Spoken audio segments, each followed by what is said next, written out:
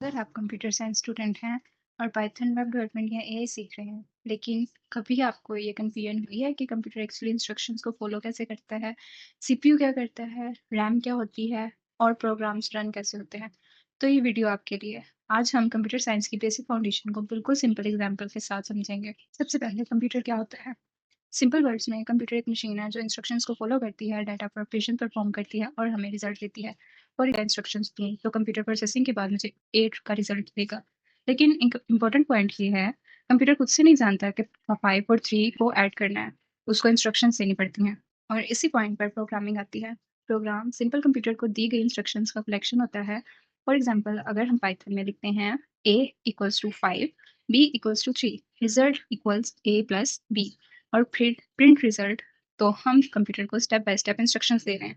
पहले वैल्यूज रखो, फिर उनको ऐड करो और फाइनली रिजल्ट डिस्प्ले करो। यानी simple relationship human programming language और फिर कंप्यूटर। कंप्यूटर के दो इंपॉर्टेंट पार्ट समझो, हार्डवेयर और सॉफ्टवेयर। हार्डवेयर वो फिजिकल चीज़ हैं जिन्हें हम टच कर सकते हैं, जैसे सीपीयू, रैम, एसएसडी, कीबोर्ड और मॉनिटर। और सॉफ्टवेयर वो प्रोग्राम और इंस्ट्रक्शंस हैं जो कंप्यूटर पर रन होते हैं, जैसे विंडोज़, क्रोम, वीएस कोड या व्हाट्सएप। तो सिंपल रूल याद रखो, हार्डवेयर फिजिकल मशीन है और सॉफ्टवेयर उस मशीन को इंस्ट्रक्शन। अब आते हैं सीपीयू और रैम पर। सीपीयू को आप कंप्यूटर का प्रोसेसर समझ सकते हैं। बेसिक लेवल पर सीपीयू प्रोग्राम की इंस्ट्रक्शंस को एग्जीक्यूट करना मेन मोड होता है।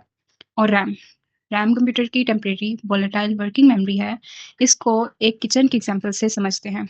इमेजिन करो आप कुकिंग कर रहे हैं, आपके इंग्रेडिएंट्स कबर्ड में रखे हुए हैं, लेकिन जो इंग्रेडिएंट्स आप अभी कुकिंग के लिए यूज़ कर रहे हैं वो किचन काउंटर पर हैं। यहाँ कबर्ड को स्टोरेज समझो और किचन काउंटर को रैम।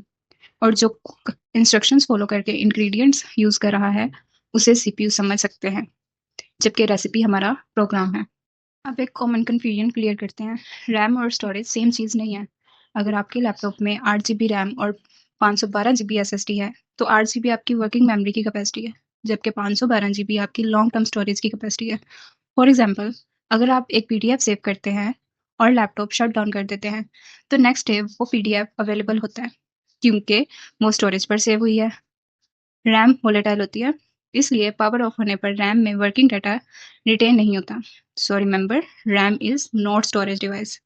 अब पूरी पिक्चर को एक बार कनेक्ट करते हैं। प्रोग्राम इंस्ट्रक्शंस प्रोवाइड करता है, स्टोरेज प्रोग्राम और फाइल्स को लॉन्ग टर्म रखती है, रैम करंटली नीडेड प्रोग्राम्स और डाटा के लिए वर्किंग एरिया प्रोवाइड करती है, और सीपीयू इंस्ट्रक्शंस को एग्जीक्यूट करता है।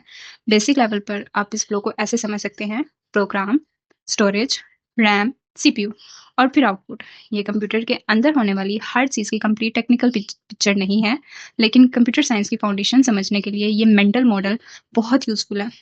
अब आपकी टर्न, पॉज द वीडियो और खुद आंसर करने की कोशिश करो। अगर आपके लैपटॉप में 8 जीबी रैम और 512 जीबी स्टोरेज है, तो ये दोनों नंबर किस चीज़ को रिप्रेजेंट करते हैं?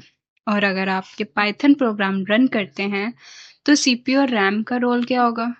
अपना आंसर कमेंट में ज़रूर लिखना। अगर आप कंप्यूटर साइंस को सिर्फ रटना नहीं, बल्कि एक्चुअली समझना चाहते हैं, तो मेरी computer science from scratch series को फॉलो करें और इस लेक्चर के नोट्स और प्रैक्टिस क्वेश्चंस आपको हमारे व्हाट्सएप चैनल पर मिल जाएंगे। लिंक डिस्क्रिप्शन में अवेलेबल है।